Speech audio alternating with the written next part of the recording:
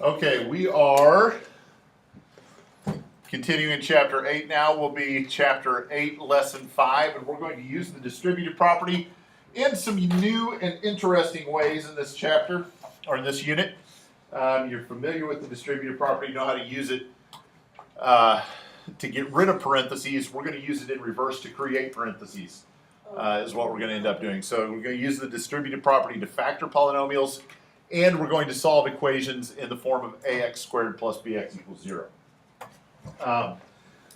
And honestly, some other forms as well, I think, before we're done here. All right, so what is a factor? Anybody? Aiden? I got it. Riley? A number or variable used in an equation. Specifically, what type of equation? A mathematical. Not just mathematical. What operation? Multiplication. That's the kicker there. A factor is a number number or variable that is being multiplied. Okay, so a number. Excuse my handwriting. You know how sloppy it is. Or variable that is being multiplied.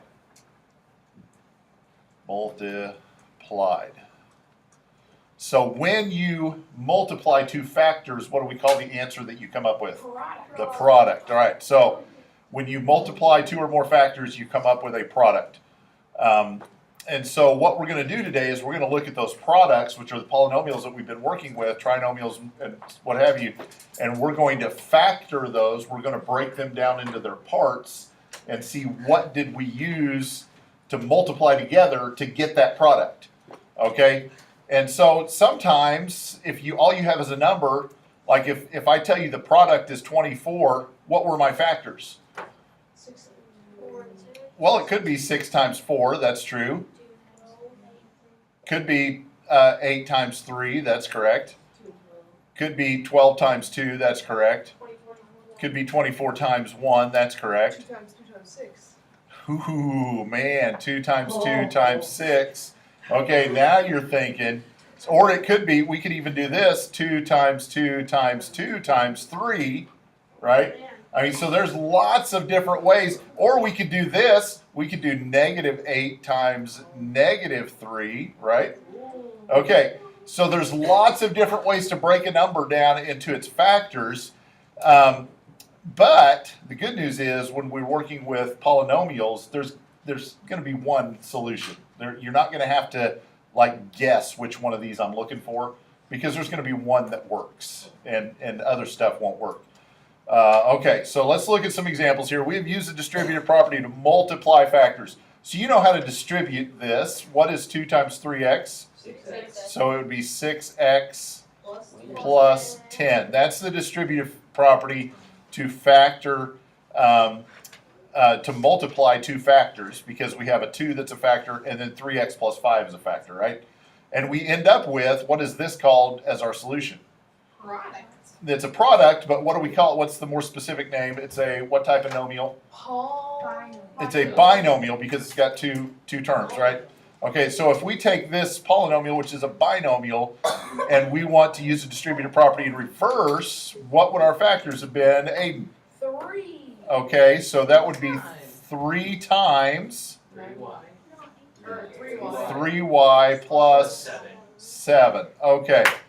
And see, the key here is that we want to have a binomial inside the parentheses that cannot be reduced any further. They share no common factors now at this point, right? Okay, so that is the distributive property in reverse. And as we work through some of these, use the distributive property to factor each polynomial. So what is the common number or common factor that will go into both of these? 5 won't go into this one. 3 will go into it, so it's 3 times 5w minus v. Exactly right. Okay, what's the common factor here? Okay, let's do this one. 9. No, not like 9. We don't want lowest, we want the biggest. 3y squared. Ooh, we're not done yet though. What's another factor that'll go into it? No. 9y. A 9y. We can take a 9y out of each of these, okay? So if you take 27y and we're basically dividing it by 9y, what do we end up with? 3y plus 3y plus 2. 2, okay. All right. Ooh, now we've got a trinomial. So we've got to find a common factor that works in all three of these terms. 2a. 2ab would come out of all three of those terms. Okay, so 2ab times negative 2a. Okay, I like it. And then plus or minus? Minus. Would be minus 4b 4b plus 1. plus 1. Good. All right, I like it. 2a times 1 is 2ab. 2ab times 1 is 2ab. All right. Okay, and what is our common factor here? You are. It's just Just UR. We don't get to take any, we don't get to take a bigger coefficient other than 1 out of it. So UR, 7UR first, plus 21R, and then minus 1. Okay, there has to be a number there. All right. Okay, so so there you go. I mean, that's factoring binomials, trinomials. Just find that term, that factor that you can take out of each one of the terms and do so. All right. Next, we want to look at it's called factoring by grouping, obviously. And a couple of ground rules for factoring by grouping. First, it must have 4 or more terms. Okay, so we've got 4 terms in this polynomial. It doesn't work with trinomials or binomials. I mean, you don't have enough terms to make it work. 2, it must have common terms that can be grouped together. We'll see that in just a second. And then 3, you must end up with factors that are identical, and we'll see that in just a second. So it meets our first criteria that we can see it has 4 terms. Now, because of a certain property, I can regroup things that are being added.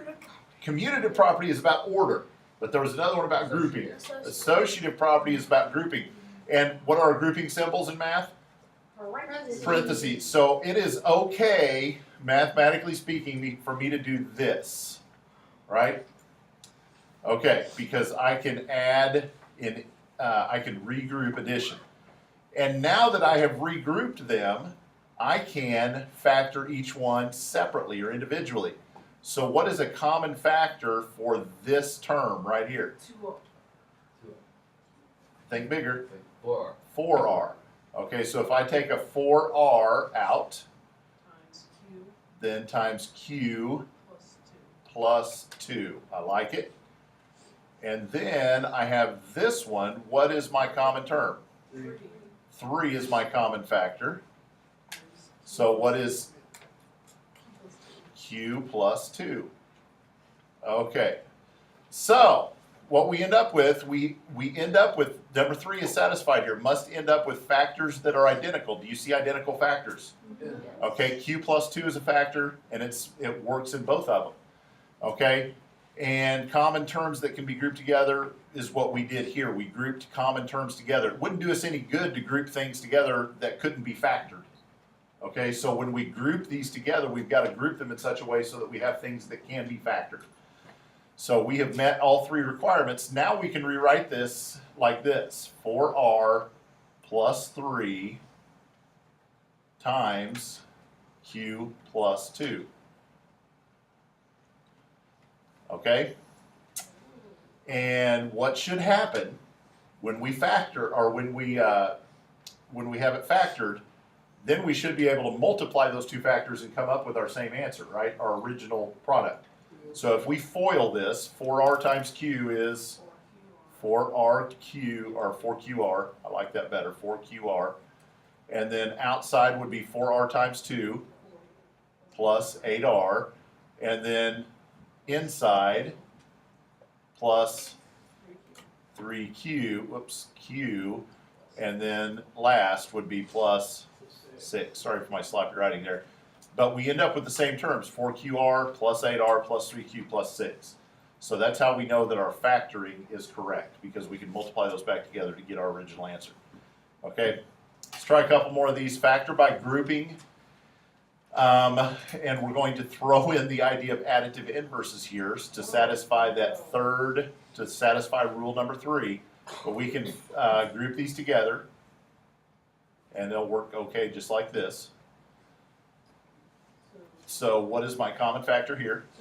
2m. So 2m, and then I would multiply by k minus 6. Okay? And then what are my common factors here? 7. So that would be 42 divided by 7 is 6 minus k. Okay. So rule number 2 says I have to have, or number 3 actually, wouldn't it? Have to have identical factors. Do I have identical factors? No. No, but do I have really close? Yes. I've got the same numbers, but I don't have the same signs. So what does it mean to have an additive inverse? It's You the can't totally do opposite. that. It's the opposite signs, right? So what would happen if I, instead of having a plus 7 here, what if I change that to a minus 7? Then that would mean it would have to be a negative 6 plus k. If I, instead of taking out a plus 7, I took out a minus 7, But Negative 6 then in order to get a positive 42 here, I'd have to have a negative 6, right? plus a positive. And if I had to have a negative, a minus 7k here, I'd have to have a plus k. Okay? So, now do I have identical factors? Yes. Yes, they're in opposite order, but that's okay. But they've got the same signs. I've got a minus 6 and a plus k, a minus 6 and a plus k. So now I can rewrite it 2m minus 7 times k minus 6. All right, I feel like up until that point everything is pretty clear, but then when I throw that at you, I feel like that's where we have the potential for the wheels to fall off, kind of. Is that Right. an intended Not really. I don't know what I said. What was punny? It's okay. It's okay. All right. No, I didn't mean to. All right. Let's just work through a few more of those. We're going to factor each polynomial, and we're not going to know until we work through it if we're going to have to throw that additive inverse thing in there or not. So c minus 2cd plus 8d minus 4. It's okay sometimes, by the way, to rearrange these. I think all the ones that I have in here you won't need. Well, maybe this one. I don't know. We'll see how they rearrange. But it's okay if you want to rearrange them or if you need to. But let's not do it here. So what's my common factors? C. C times 1 minus 2d. 2d plus 4 times 2d minus 1. So we've got a problem, right? We need to change a sign. So we need to do c times 1 minus 2d, and then what? Minus 4, and then minus 2d plus 1. Everything changes. All the signs change through there. Okay, now I've got identical factors, so I can do c minus 4 times 1 minus 2d. Doesn't it Okay. matter which one you switch? No, you could change the signs on this first one if you wanted to. We could do a negative c plus minus 1 plus 2d. So it would still, as long as you end up with the identical factors, that's what you have to have. So it doesn't matter which one you change. I like to change the one with the sign I can see to begin with. All right, I'm going to change colors here. About running out of room. So, oops, I thought I changed colors. Sorry. There we go. Okay, so what's my first factor?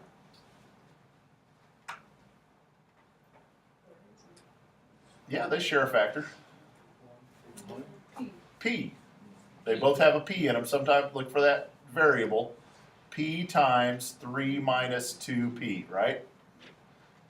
And then minus, common factor would be 9 times 2p Plus, plus 3. no, hey, minus 3. 2p Minus 3 because it's got to be a minus 3 because you've got to end up with a plus 27. A minus 9 times a plus 3 would be a minus 27. So this should be a minus 3 to start with. Bryson. would the minus go at the 18 there? Because like Yes. minus 2p. Because it's like putting up a negative 1 to the So like whole problem. dividing it, minus would go with the 18. Like I don't think it's meaning like. So let me back up a little bit. Like saying it's I think negative it's- 18. I think it just depends on how you look at it.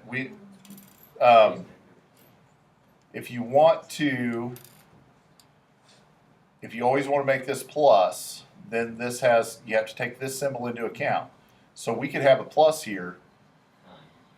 Yep, I'm sorry, I forgot to write the 9. So if we write a plus 9, plus 9, then it would be a minus 2p plus 3. Okay? And that works. If you always make this one 9, then you just have to leave these symbols the same. And now our factors are identical, so we're in good shape. We don't have to do the additive inverse thing. We kind of already did it. So it's p plus 9 times 3 minus 2p.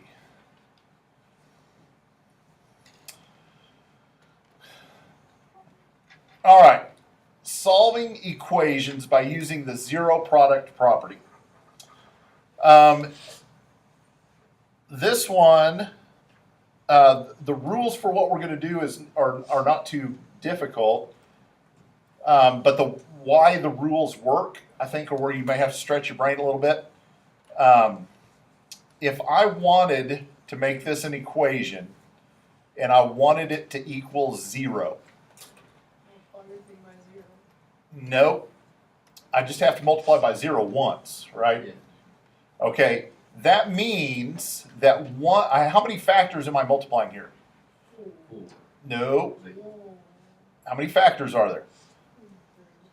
One. There's 2. There's 2 factors. This is one factor, this is one term being multiplied, and this is the other term. Now there's stuff going on inside the parentheses, right? So if I want this to equal 0, when I multiply these two things, what has to be true about at least one of them? It has to equal 0. It has to equal 0. 2d plus 6 could be 0, We can and then assign- when I multiply it by this one, then I end up with 0, right? Could you just assign D to 0? No, because if d is 0, that'd be 2 times 0 plus 6, which would be 6. Your factor would be 6. And so it doesn't necessarily mean that the variable equals 0. It means that what's going on inside the parentheses equals 0. Okay? So if one of these factors has to equal 0, then we can just make it so. I could say 2d plus 5, or plus 6, sorry, equals 0, and solve it. Subtract 6. So 2d equals negative 6 divided by 2. So d is Negative 3. negative 3. Or it could be true that this one is 0, right? So I could say 3d minus 15 is 0. Add 15. So 3d equals 15 divided by 3. So d equals 5. So what I end up with is 2 possible solutions for d that zero the equation. So d could equal negative 3 or d could equal negative 5. It's got to be one of those two things. Okay? Did I say negative? Sorry. Or positive 5. So the way you would write that is d equals negative 3 comma, not 15, sorry, 5. and it's not an ordered pair, don't put it in parentheses, we're not talking x and y value. We're not graphing anything, it's just two possible solutions for D. Okay? All right, so here's where this will come in. We want to do that very thing. We want to get our equations to where they look like this so that we can set them to equal to 0. So if I start out here, what's the first thing I need to do? Let me help you. I want to zero the equation. C squared minus 3c equals 0. Okay? Now I can't have a c squared. I want to factor this. So what's my common factor? C. C times C. c minus 3 equals 0. Now I've got two factors. So it could be that this first factor is 0. C equals 0. That one's pretty easy. Or it could be that this one is 0. So it's c minus 3 equals 0. Add 3. So c equals 3. So my solution then is c equals 0, comma 3. Okay? This is just crazy new stuff, right? Mind-boggling type spinning stuff. I promise you'll survive. All right. Set it equal to 0. Factor it. How about 3n? 3n, and it would be n plus 2 equals 0. So the first one would be 3n equals 0, which means n equals 0. That's easy enough. And the second one is n plus 2 equals 0. So n equals negative 2. So my solution is n equals negative 2, comma 0.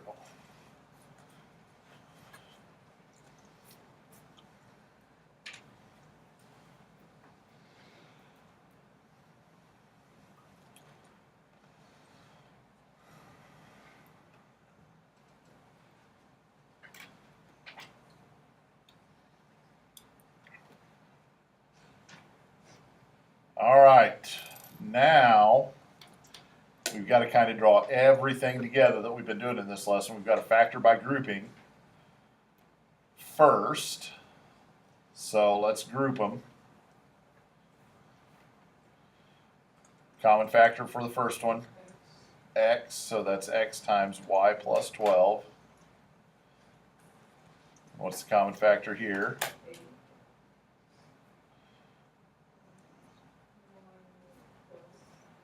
Y plus 12. We want these to be identical, right? So y plus 12 and y plus 12 are identical. So we have 8, or x plus 8, sorry, times y plus 12 equals 0. Okay, so x plus 8 equals 0. X equals negative 8.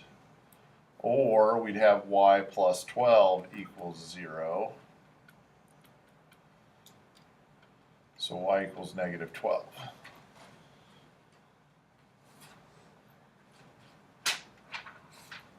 All right?